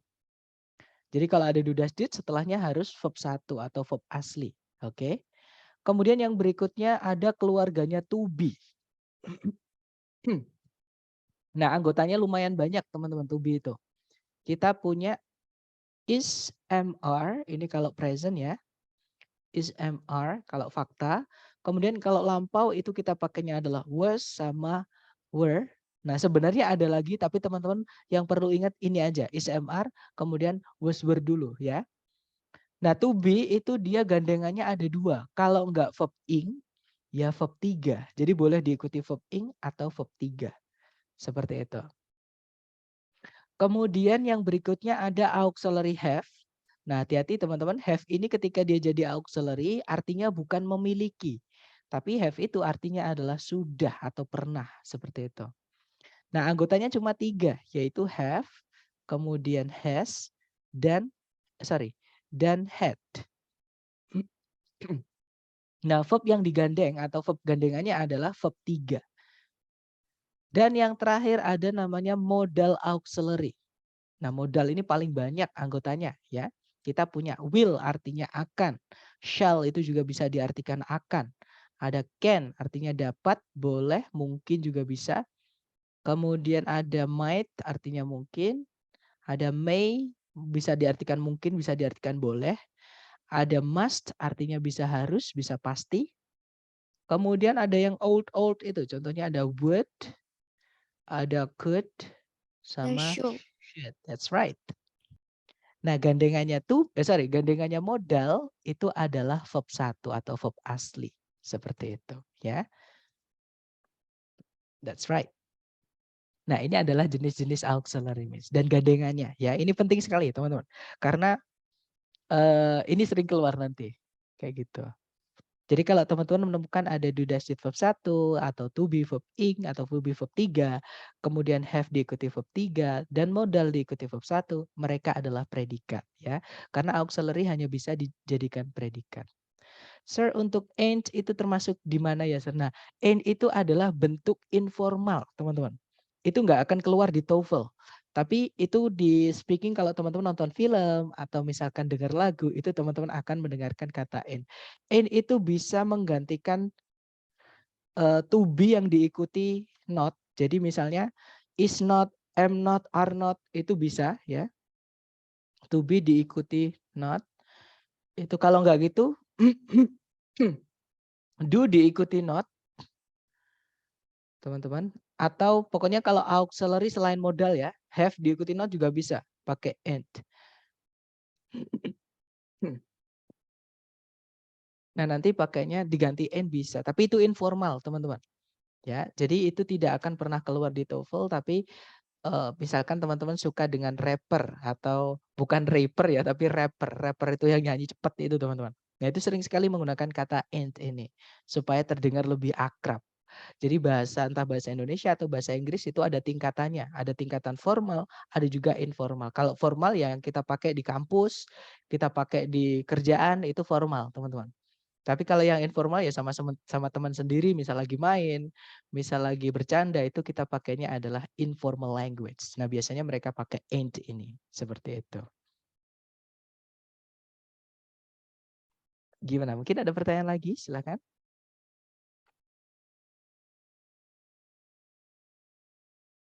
Ada ya? Baik, kalau nggak ada, kita lanjut ke contoh soal terakhir sebelum ke latihan buat teman-teman ya. Nah, contoh soal terakhir seperti ini. Oke, you're welcome, Mister. Caranya sama nih, kita cari predikat di soal. Pertanyaan saya ke teman-teman, apakah teman-teman menemukan predikat di soal? Dan kalau menemukan, kira-kira yang mana?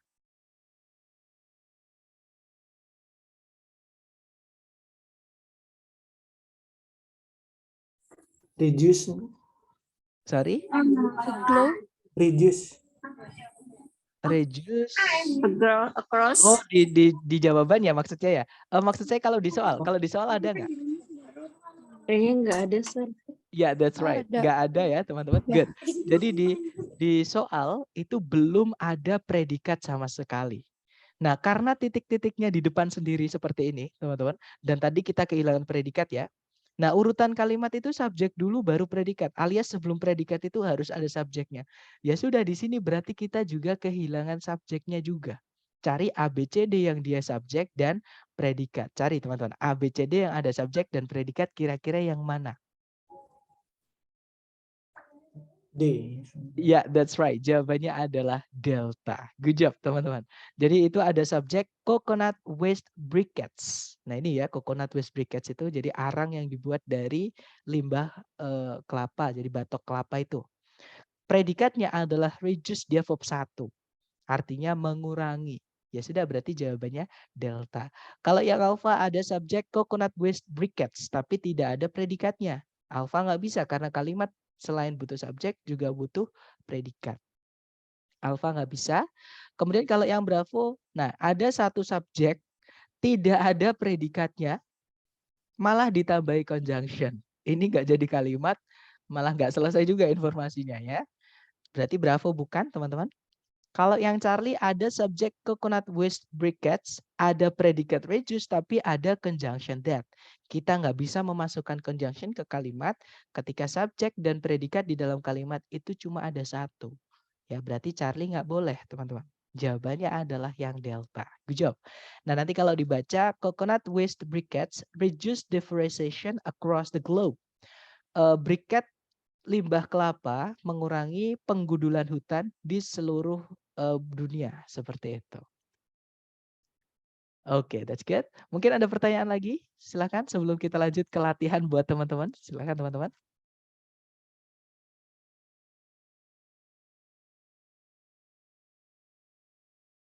Nggak ada ya? Oke, kalau nggak ada silakan dicoba dulu ya.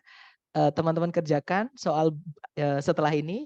Sebisa teman-teman dulu, jangan takut salah ya. Malah saya senang kalau teman-teman mencoba sepemahaman teman-teman dulu, salah nggak apa-apa. Benar juga nggak apa-apa ya. Intinya dicoba dulu.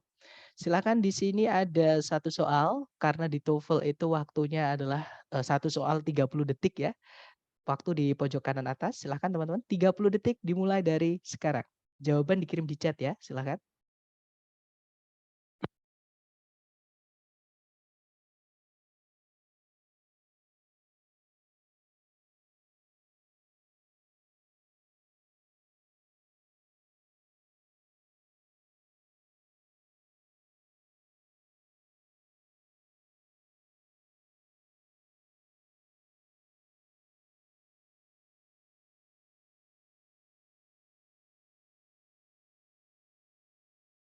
Oke, 30 detik sudah habis dan tadi teman-teman baru saya pencet timernya, itu sudah menemukan jawaban. Enak kan teman-teman kalau sudah tahu triknya ya. Kita cek bersama jawaban teman-teman, ada jawaban Charlie, dan semuanya menjawab Charlie. Mari kita cek bersama. Seperti biasa kita cari predikat dulu. Kalau ditarik dari depan ke belakang, di situ ada verb 2, yaitu became. Verb 2 itu fungsinya hanya bisa jadi predikat, teman-teman. Oke. Nah, tapi titik-titik sebelumnya itu tempatnya subjek dan kita belum punya subjek. Karena kalimat wajib punya subjek, maka disitulah tempatnya si subjek. Cari ABCD yang bisa jadi subjek. Ya, betul. Jawabannya yang Charlie ya, teman-teman. Nah, kalau yang alpha itu ada conjunction. Kita nggak butuh conjunction kalau subjeknya cuma satu, predikatnya cuma satu. Kalau yang Bravo ada predikat lagi yaitu was, double predikatnya, pemborosan. Ya.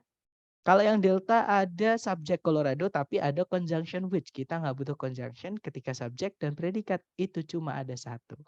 Alright, good job teman-teman. Kita lanjut lagi ke contoh kedua. Ini agak panjang. Dicoba dulu 30 detik dimulai dari sekarang. Silahkan.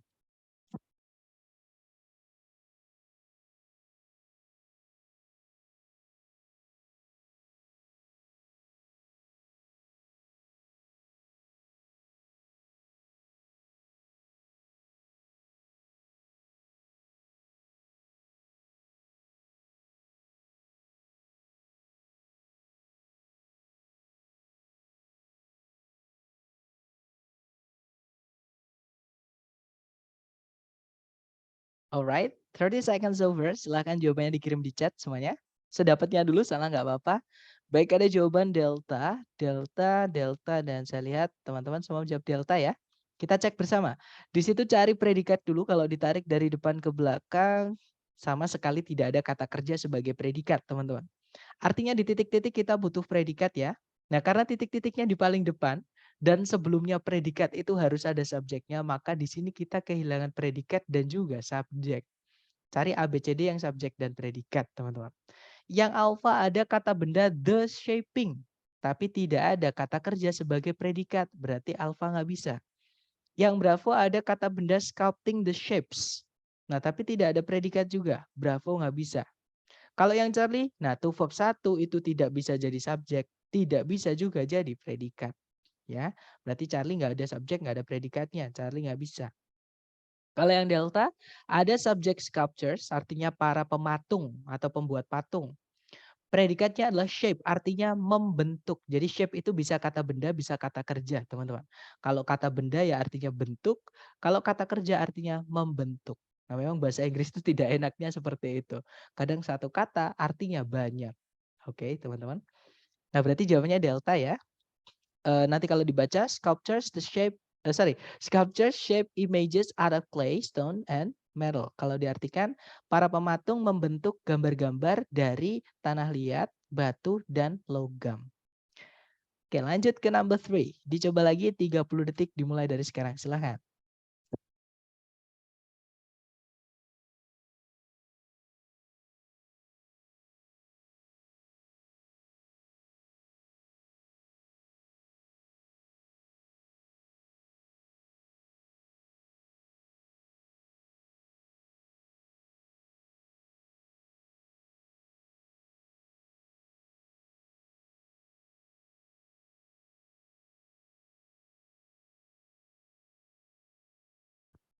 Oke, 30 detik sudah habis. Silahkan jawabannya teman-teman dikirim di chat. Baik, ada jawaban alfa, dan saya lihat semua menjawab alfa ya. Kita cek bersama. Cari kata kerja sebagai predikat, kalau ditarik dari depan ke belakang sama sekali nggak ada kata kerja sebagai predikat ya teman-teman. Nah, karena titik-titiknya di depan kita butuh predikat, maka kita juga butuh subjek sebelum predikatnya. Cari ABCD yang subjek dulu, baru predikat. Yang alpha ada the, berarti pasti ada kata benda. The computer input unit. Nah, the sampai unit itu subjeknya, teman-teman. Kata kerjanya adalah changes sebagai predikat. Jadi kemungkinan alpha bisa. Kita tahan dulu. Oke. Kalau yang Bravo, ada changing input the computer unit. Itu ada subjek tapi nggak ada predikatnya ya, teman-teman. Bravo nggak bisa. Yang Charlie ada conjunction, sedangkan nggak ada subjek, tapi cuma ada satu predikat. Nggak bisa, teman-teman. Kalau yang Delta ada, nah changes di sini bukan kata kerja ya, karena nggak mungkin kata kerja verb SES atau predikat itu muncul di paling depan di soal structure TOEFL. Nah, saya ulang lagi, jadi nggak mungkin predikat itu muncul di paling depan di soal structure TOEFL, teman-teman. Oke, berarti Delta ini changes-nya dia adalah kata benda, artinya perubahan-perubahan. Seperti itu.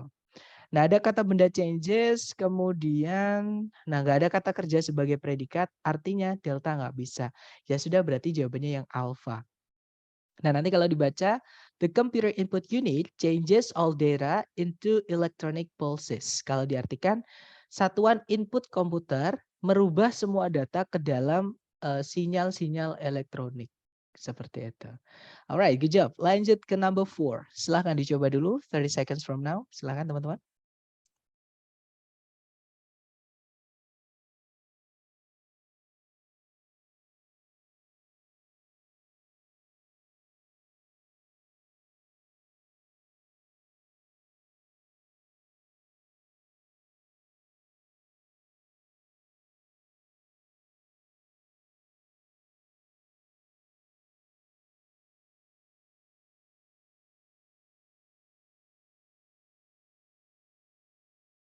Oke, 30 seconds over. Silahkan jawabannya dikirim di chat. Ada jawaban alfa dan saya lihat semuanya teman-teman menjawab alfa. Kita cek ya. Cari predikat dulu. Kalau ditarik dari depan ke belakang di situ ada were. Itu adalah to be, dia predikat. Kalau teman-teman menemukan were atau teman-temannya were ya. Contohnya is atau am atau are atau was misalnya, dia adalah predikat teman-teman. Nah, berarti kita punya predikat tapi belum punya subjek. Cari subjeknya di pilihan A, B, C, D. Yang alfa ada subjek the earliest road markers. Artinya penanda jalan pertama kali ya. Kemungkinan alfa bisa jadi subjek, kita tahan dulu. Kalau yang bravo ada subjek the earliest road markers tapi ada conjunction which, nggak bisa. Subjek 1, predikat 1 nggak boleh kita masukkan conjunction. Kalau yang Charlie ada subjek the road markers tapi ada predikat lagi were, double predikat ya, pemborosan, nggak bisa. Kalau yang delta ada conjunction until, sedangkan subjek predikat cuma 1, delta nggak bisa. Ya sudah, berarti jawabannya alfa. Nanti kalau dibaca, the earliest road markers were stones piled at intervals. Jadi penanda jalan pertama kali adalah batu-batu yang ditumpuk secara interval atau secara pada interval, pada jeda-jeda seperti itu. Jadi sebagai tanda itu jalan ya. Oke, lanjut ke number 5. Silakan dicoba dulu 30 detik dimulai dari sekarang. Silakan teman-teman.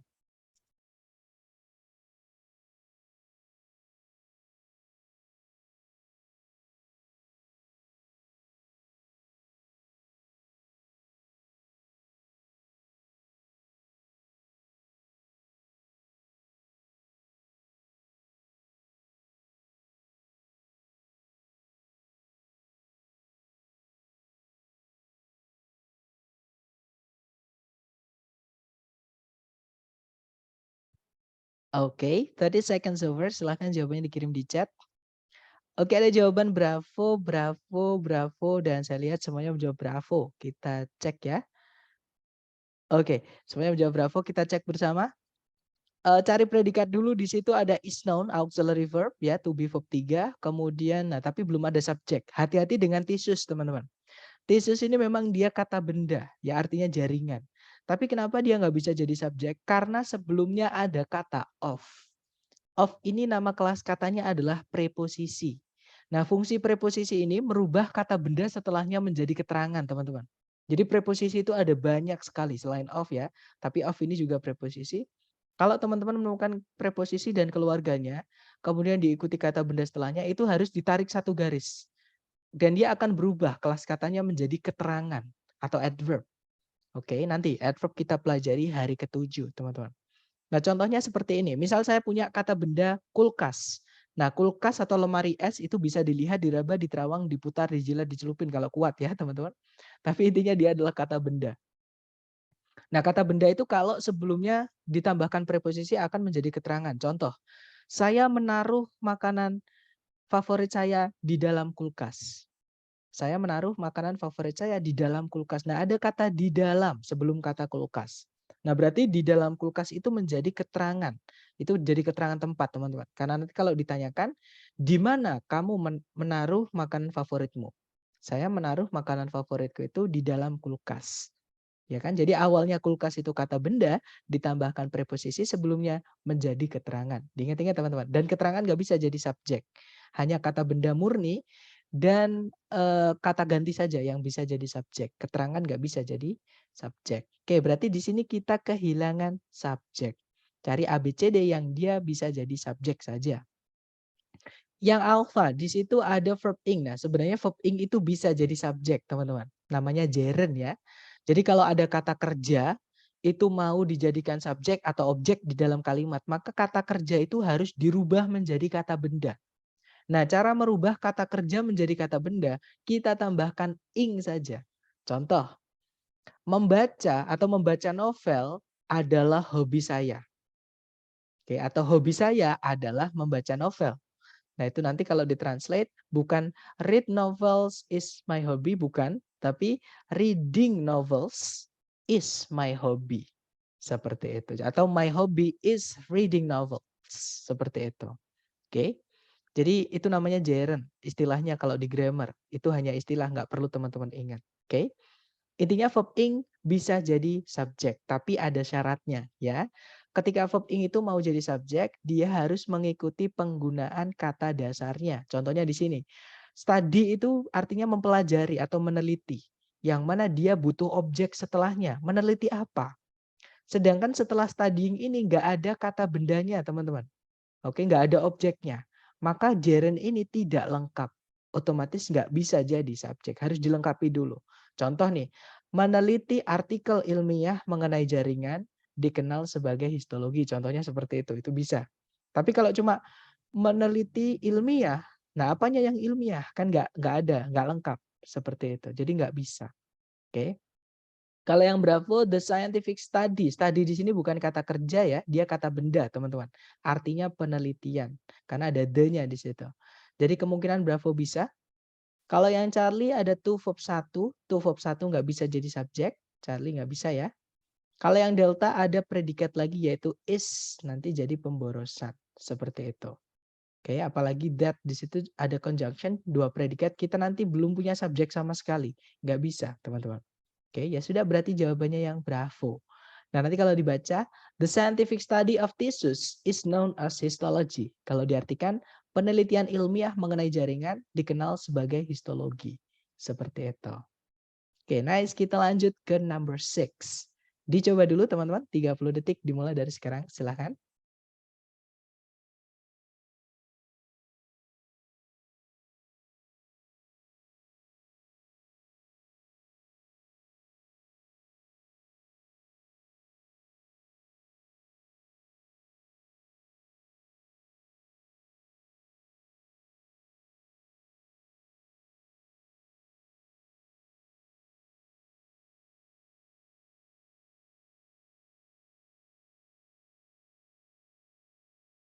Oke, thumbs over. Silahkan jawabannya dikirim di chat. Baik, ada jawaban alfa dan saya lihat teman-teman semua menjawab alfa. Kita cek bersama ya. Saya tandai dulu teman-teman. Oke, semuanya menjawab alfa. Kita cek bersama. Cari predikat dulu di soal. Kalau ditarik dari depan ke belakang, sama sekali nggak ada kata kerja sebagai predikat. Berarti di situ kita butuh predikat. Nah, karena titik-titiknya di depan sendiri, kita juga butuh subjek sebelum predikat ya. Cari subjek dan predikat. Oke, yang alfa ada subjek.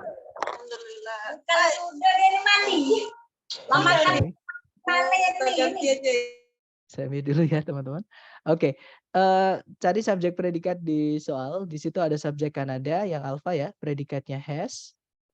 Kemudian kemungkinan alfa bisa, kita tahan dulu. Kalau yang Bravo ada subjek having Kanada tapi nggak ada predikat, nggak bisa. Yang Charlie ada subjek Kanada, predikat has, tapi ada kata hubung atau conjunction because. Kita nggak butuh kata hubung ketika subjek predikat cuma ada satu. Kalau yang Delta sama, ada subjek Kanada, predikatnya is having, tapi ada conjunction that. Kita nggak butuh conjunction kalau subjek predikat cuma satu. Ya sudah, berarti jawabannya yang alpha ya. Nah, nanti kalau dibaca, Canada has a bicameral or two-chamber parliament. Kalau diartikan, Kanada memiliki sebuah parlemen bicameral atau parlemen dua kubu atau dua kamar. Seperti itu. Oke, kita lanjut ke number 7. Dicoba dulu. 30 detik dimulai dari sekarang. Silahkan teman-teman.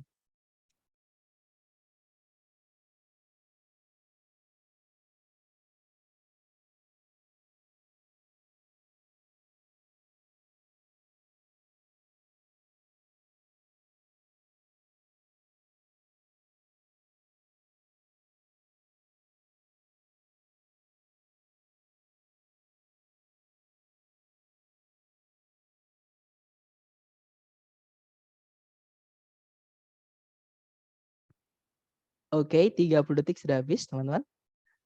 Baik, ada jawaban Charlie, dan saya lihat semuanya menjawab Charlie ya. Baik, mari kita cek bersama. Seperti biasa cari predikat dulu. Kalau ditarik dari depan ke belakang, nah hati-hati dengan kata close. Close itu bisa jadi artinya menutup. Dia adalah kata kerja ya. Kalau dia kata kerja berarti di predikat karena verb 1. Tapi close juga punya arti lain yaitu dekat. Dia adalah kata sifat, teman-teman.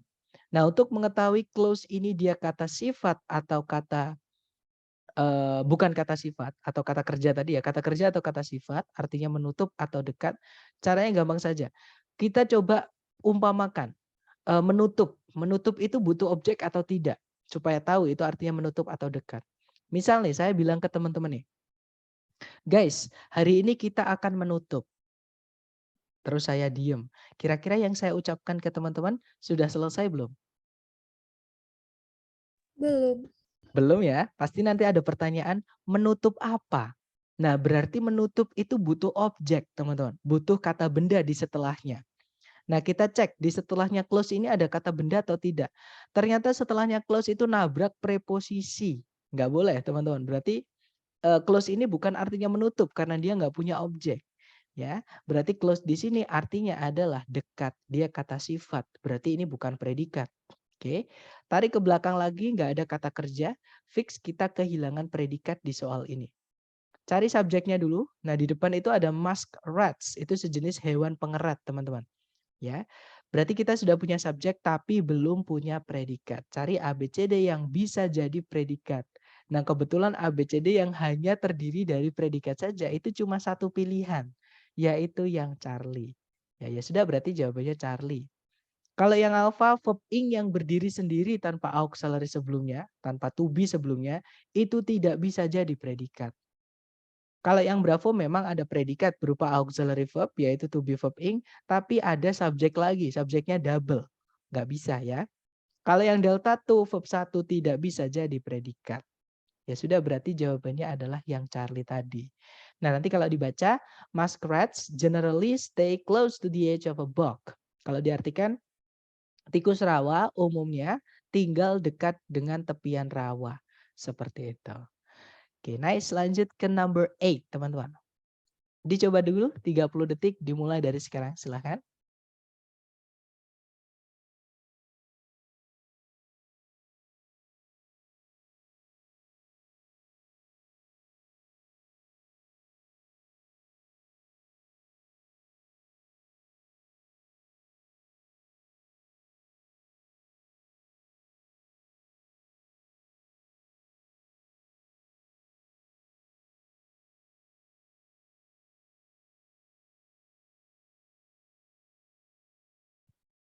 Oke, 30 seconds over. Silahkan jawabannya teman-teman dikirim di chat dulu. Jangan takut salah. Baik, ada jawaban alpha, dan saya lihat semuanya menjawab alpha. Kita cek bersama. Cari predikat dulu, di situ di setelah titik-titik ada verb SES yaitu dates, artinya berasal atau berawal ya, atau bermula kayak gitu. Nah, verb SES fungsinya hanya bisa jadi predikat karena titik-titiknya sebelum predikat itu adalah tempatnya si subjek. Ya sudah, kita cari subjek ya di pilihan ABCD. Yang alpha ada subjek the modern circus. Kemungkinan alpha bisa. Kalau yang bravo ada subjek the modern circus tapi ada conjunction that. Kita nggak butuh conjunction kalau subjek predikat cuma ada satu. Yang Charlie juga sama, ada subjek the modern circus tapi ada conjunction. Nggak bisa. Yang delta juga sama, ada subjek the modern circus, ada conjunction that. Kita nggak butuh conjunction kalau subjek predikat cuma satu. Ya sudah, jawabannya yang alpha ya. Nah, nanti kalau dibaca, the modern circus dates from the end of the 18th century. Kalau diartikan, sirkus modern berasal dari akhir abad ke-18 seperti itu. Oke, nice. Lanjut ke number 9. Silahkan teman-teman. You have 30 seconds from now. Silahkan.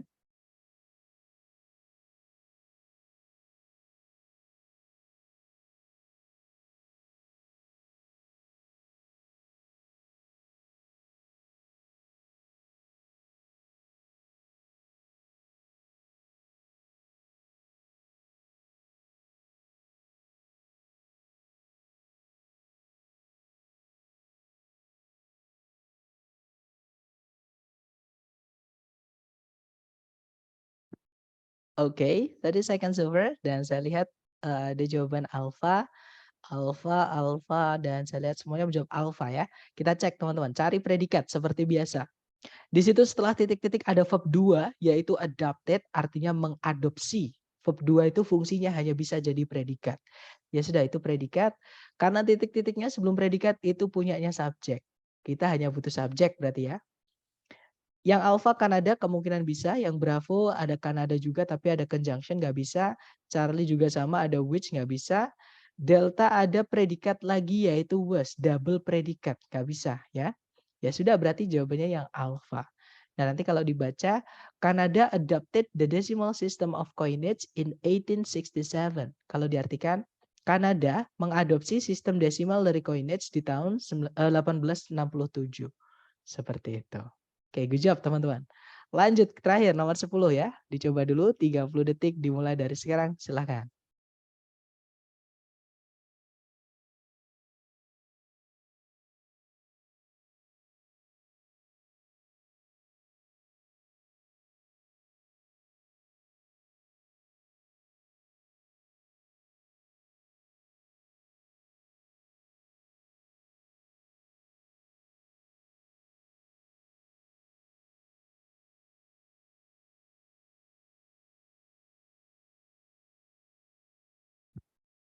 Alright, 30 seconds over. Silakan jawabannya dikirim di chat teman-teman. Baik, ada jawaban Bravo, dan saya lihat teman-teman semua menjawab Bravo. Nice, kita cek bersama ya. Cari predikat di soal. Nah, like di sini hati-hati. Like itu bukan predikat teman-teman. Karena yang saya bilang tadi, tidak mungkin di dalam soal structure TOEFL itu predikat muncul di paling depan. Ya. Nah, itu pasti preposisi like-nya. Artinya seperti, bukan menyukai. Ya. Jadi seperti bakteri, seperti itu. Itu bukan kata kerja. Tarik ke belakang lagi, sama sekali nggak ada kata kerja sebagai predikat, teman-teman. Berarti titik-titik di situ harus diisi dengan predikat. Apakah sudah ada subjek? Ternyata sebelum titik-titik sudah ada kata benda yaitu protozoans, yaitu bangsa protozoa. Nah, berarti kita hanya butuh predikat saja. Cari ABCD, kata kerja yang bisa jadi predikat. Yang alpha, reproducing, verb ing berdiri sendiri tanpa auxiliary sebelumnya tidak bisa jadi predikat, alpha nggak bisa. Kalau yang Bravo, verb 1 itu fungsinya sebagai predikat, kita tahan dulu ya. Kalau yang Charlie ada tuh verb 1, nggak bisa jadi predikat juga.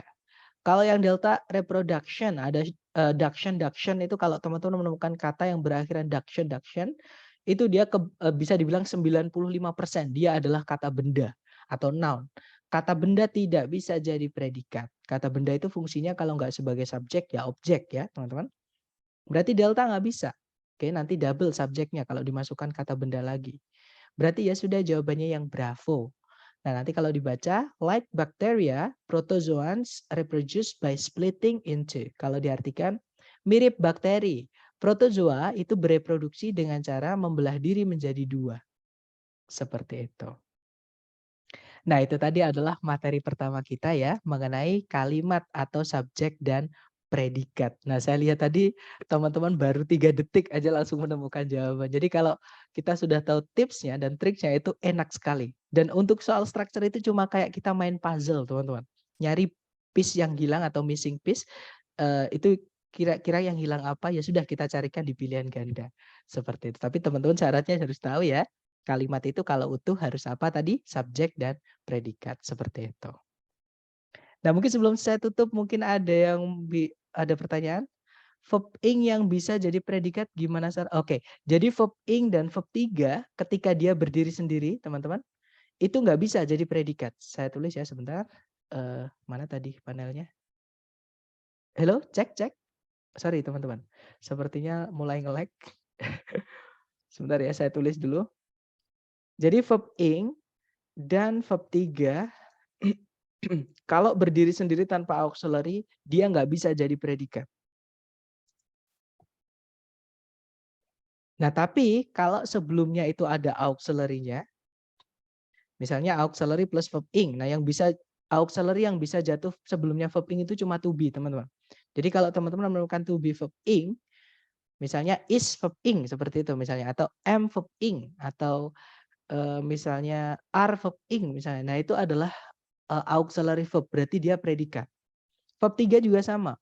verb 3 itu nggak bisa jadi predikat ketika dia berdiri sendiri. Nah, tapi kalau sebelumnya ada auxiliary-nya, contohnya adalah to be verb 3.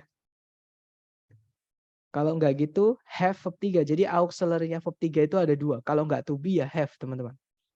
Nah, itu predikat. Jadi be verb ing itu predikat, be verb 3 itu predikat, have verb 3 itu predikat. Tapi kalau verb 3 dan verb ing berdiri sendiri sebelumnya nggak ada be atau have-nya, mereka bukan predikat. Seperti itu, Miss. Begitu bukan pertanyaannya maksudnya, Miss.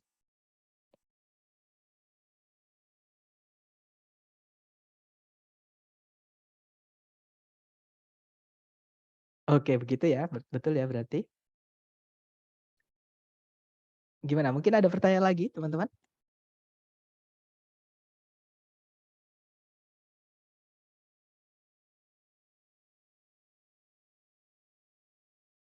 Iya, betul. Jadi verb ing dan verb 3 itu bisa jadi predikat ketika ada auxiliary-nya. Atau kalau teman-teman menemukan anggota dari auxiliary yang kita pelajari tadi, fix dia predikat. Tapi auxiliary pasti ada verb setelahnya, teman-teman. Kalau teman-teman menemukan ada to be yang berdiri sendiri, misalnya ada I am fine, saya baik-baik saja. Nah, M-nya itu bukan auxiliary, teman-teman. Jadi dia adalah verb murni atau verb yang berdiri sendiri. Contohnya do. Do itu juga bisa jadi auxiliary. Contohnya adalah I don't know. Saya nggak tahu, I don't know. Itu I do not know, do-nya adalah auxiliary karena setelahnya ada verb yaitu know.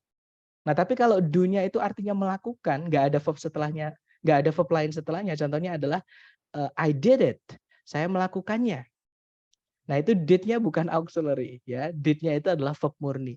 Jadi untuk membedakan dia auxiliary atau bukan, setelahnya ada verb-nya atau tidak, seperti itu. Gimana? Mungkin ada pertanyaan lagi, teman-teman? Jadi sebenarnya materi pertama ini yang saya bilang tadi ya, ini yang paling penting, tapi teman-teman perlu latih.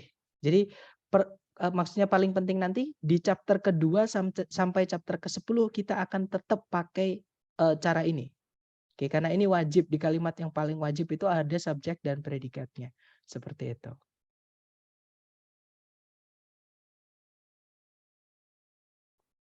Gimana teman-teman? Ada pertanyaan lagi? Jangan keluar dulu ya teman-teman, karena absensinya setelah ini, absensinya di terakhir. Kita tanya jawab dulu, mungkin ada pertanyaan lagi, silakan.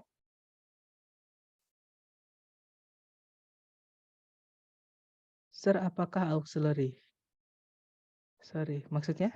Maaf sir, maksudnya apakah semua auxiliary itu bisa ketika digabungkan dengan verb ing dan verb 3 bisa jadi predicate atau hanya be dan to be dan have saja? Terima Jadi, kasih. oke. Jadi auxiliary yang kita pelajari tadi, Miss. Jadi sebenarnya auxiliary itu pasti kalau teman-teman menemukan auxiliary itu fix dia adalah predikat, ya. Tapi auxiliary itu setelahnya harus ada verb-nya. Misalnya kalau ada do does did harus ada verb 1. Kalau ada to be, kalau nggak verb ing ya verb 3 setelahnya. Itu auxiliary. Kemudian ada have has had, setelahnya harus ada verb 3. Dan yang terakhir model, setelahnya harus ada verb 1. Nah, kalau teman-teman menemukan itu tadi semua, fix dia adalah predikat dan hanya bisa jadi predikat, teman-teman. Auxiliary nggak bisa menjadi kelas kata lain atau tidak punya fungsi lain di kalimat selain predikat. Seperti itu. Begitu bukan Miss Widya maksudnya pertanyaannya?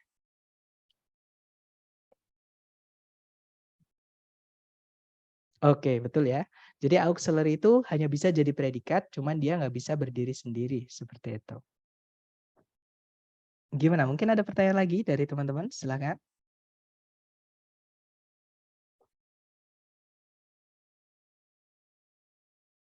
Nggak ada ya, teman-teman. Nah, kalau nggak ada, sebelum kita keluar, tolong teman-teman nyalakan kamera dulu, ya. Kita foto bersama dulu, teman-teman. Untuk absensi ya. Jadi dari lembaga memang diberi ketentuan seperti itu. Mohon maaf. Silahkan dinyalakan kameranya, teman-teman.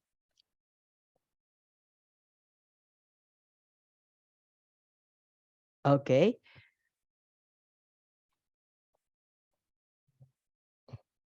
Alright, thank you in advance, guys. Oke, saya screenshot dulu ya, sebentar.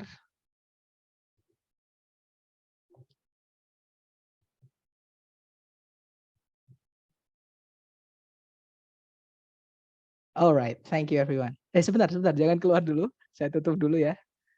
Sorry.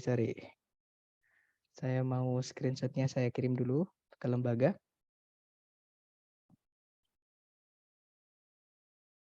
Untuk link rekaman nanti saya kirimkan dalam bentuk link YouTube ya teman-teman. Dan nanti saya juga minta bantuan untuk bantuannya untuk subscribe. Dan kalau teman-teman ada teman-teman yang lain mau lihat belajar kita gimana sih di kelas, boleh di-share nanti. Oke. Baik, thank you so much for having me today everyone. I'll see you again next time. It's nice to meet you all, guys. See you next time. Adalah saya say assalamualaikum warahmatullahi wabarakatuh. Waalaikumsalam warahmatullahi wabarakatuh. Okay. Thank you so much. Have a great day everyone. See you next time.